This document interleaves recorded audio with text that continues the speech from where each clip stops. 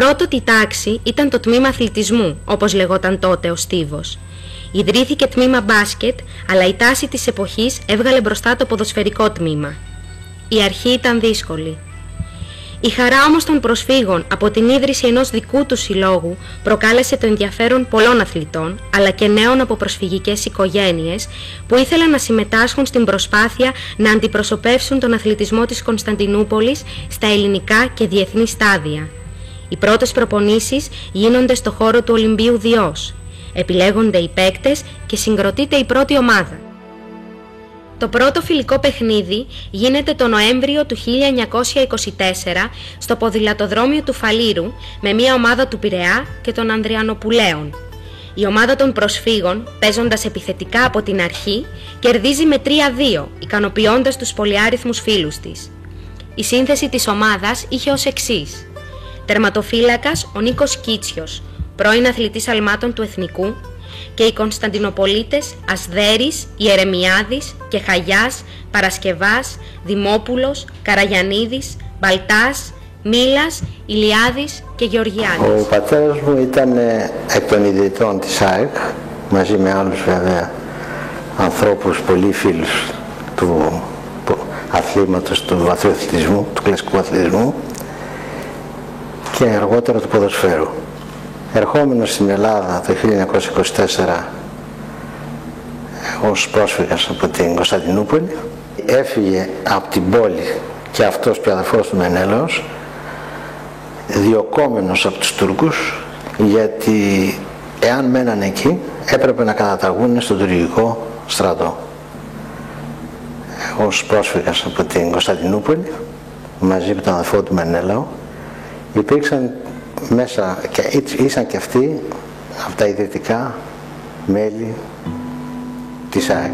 Όταν έγινε η απόφαση των ξεριζωμένων Κωνσταντινουπολιτών να ιδρυθεί η Αθλητική Ένωση Κωνσταντινουπόλεως, συσπυρώθηκαν όλοι οι Κωνσταντινουπολίτες γύρω από αυτή την ιδέα και πιο συγκεκριμένα γύρω από τον Κωνσταντίνο Σπανούδη, τους αδερφούς Ιωνά, τον Δημόπουλο, τα μεγάλα αυτά ονόματα. Το καταστατικό της ΑΕΚ υπεγράφει στο κατάστημα Ιωνάς Δημόπουλος, Πατησίων 30 που ήταν τότε, στο Βατάρι μάλιστα, του καταστήματος, και έκτοτε όλοι αυτοί οι άνθρωποι που ενωθήκανε προσπαθήσαν να δώσουν μια νέα πνοή στον αθλητισμό και στο ποδόσφαιρο, από αυτήν που ήδη είχαν τη δύναμη που είχαν στην Κωνσταντινούπολη, γιατί οι περισσότεροι ήταν και σε συλλόγους Κωνσταντινούπολης. Οι άνθρωποι που ίδρυσαν την ΑΕΚ ήταν πάρα πολύ μορφωμένοι άνθρωποι, καθηγητές από το, παραδείγματος χάρη, από το Κολέγιο Εραίνων, όπως παραδείγματος χάρη ο κύριος Ελαιόπουλος, πάρα πολλά γνωστά ονόματα από την αφρόκρεμα της Κωνσταντινούπολης, ήταν από τους πρώτες ιδρυτάς της ΑΕΚ. Ο Σπανούδης ήταν δημοσιογράφος, προσωπικός φίλος του Ελευθερίου Βενιζέλου, τον οποίο και εκπροσωπούσε πολλές φορές, όχι μόνο τον συνόδευε σε διεθνείς συσκέψεις, αλλά τον εκπροσωπούσε κιόλα. Και πάλευε αυτός και η γυναίκα του πάρα πολύ για τα θέματα των προσφύγων, γενικά όχι μόνο των Κωνσταντινουπολιτών, αλλά σε ευρεία κλίμακα για τους πρόσφυγες.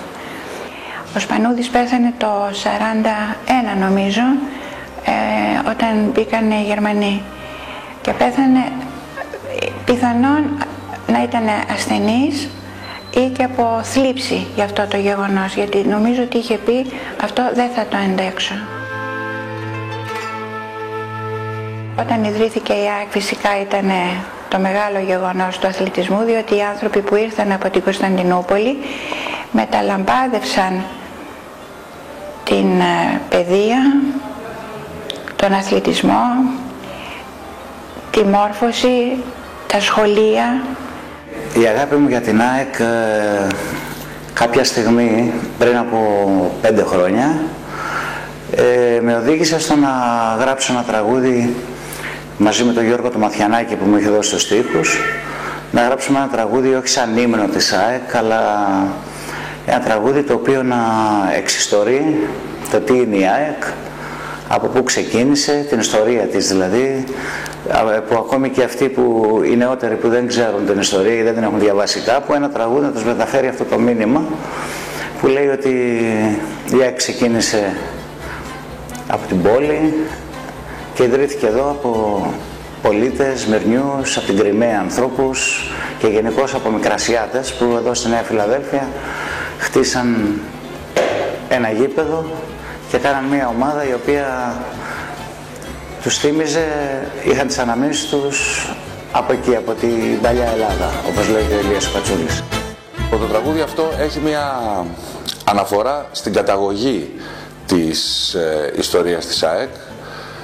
Ξεκινάει από το δράμα, ας πούμε, των προσφύγων, περνάει από τις δυσκολίες και τα προβλήματα που αντιμετώπισαν φτάνοντας στην Ελλάδα και καταλήγει στην αίσθηση που μας δίνει την Κυριακή το απόγευμα ότι έχουμε ακόμα μία αργία μπροστά μας, έχοντας το αίσθημα του νικηφόρου αποτελέσματος.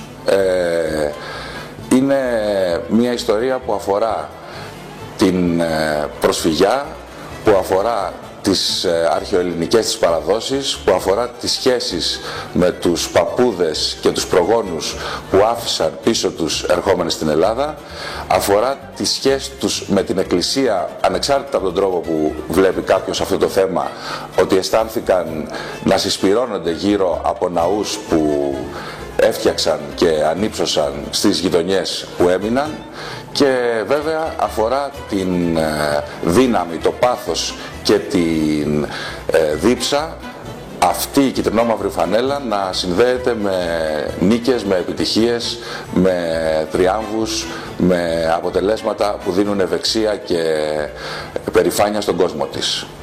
Η ΑΕΚ βέβαια σήμερα περνάει μια δύσκολη, όπως πολλές φορές στην ιστορία της, περίοδο. Πιστεύω ότι η ενότητα των αεκτζίδων, πιστεύω ότι η προσπάθειά τους να σταθούν δίπλα στα τμήματα που αυτή τη στιγμή δοκιμάζονται, η αίσθηση ότι κουβαλάνε πίσω τους μια πολύ σημαντική και περήφανη ιστορία, μπορεί να τους βοηθήσει να βρουν ένα δρόμο κοινής έκφρασης, ο οποίος θα βοηθήσει αυτή τη στιγμή την πορεία της ομάδας και θα τη βάλει πάλι σε τροχιά μεγάλων επιτυχιών. Αυτό το τραγούδι λοιπόν εγώ το θεώρησα ότι δεν έπρεπε να το εμπορευτώ, να το βάλω σε κανένα CD. Ήταν ένα τραγούδι το οποίο σήμερα μέσα από το ίντερνετ μπορείς να προωθήσεις ένα τραγούδι σου πολύ περισσότερο από ότι να το βγάλεις στην αγορά. Αν και για μένα ήταν κάτι ιερό και γι' αυτό δεν θέλησα ποτέ να το εμπορευτώ. Ιερός είναι και ο σκοπός που βάζω αυτή τη στιγμή αυτό το τραγούδι μαζί με τον Γιώργο τον Μαθιανάκη. Το βάζουμε μέσα σε ένα DVD το οποίο θέλουμε να βοηθήσει την ερασιτεχνική την ΑΕΚ. Τη μάνα ΑΕΚ που λέμε. Με βοήθησαν σε αυτή την προσπάθεια η Εστουντιαντίνα της Νέας Μύρνης από ένα άλλο μικρασιατικό προάστιο του Βόλου, της Μαγνησίας, από τη Νέα Ιωνία Μαγνησίας, εκεί που έχει την έδρα της η Νίκη Βόλου. Εκεί υπάρχει μια ορχήστρα ανοιχτών εγχόρδων και παραδοσιακών οργάνων που λέγεται Εστουντιαντίνα Νέας Ιωνίας Μαγνησίας, με διευθυντή τον Ανδρέα τον Κατσιγιάννη. Με αυτούς ενορχιστρώσαμε το τραγούδι αυτό και με 40 όργανα μπήκαμε σε ένα στούντιο και γράψαμε αυτό το τραγούδι. Το θεωρώ ότι είναι ένα πολύ σοβαρό τραγούδι, από τα σοβαρότερα τραγούδια που έχω κάνει, και γι' αυτό και το αφήνω στα χέρια σας να το ακούσετε και το θεωρώ καμάρι μου.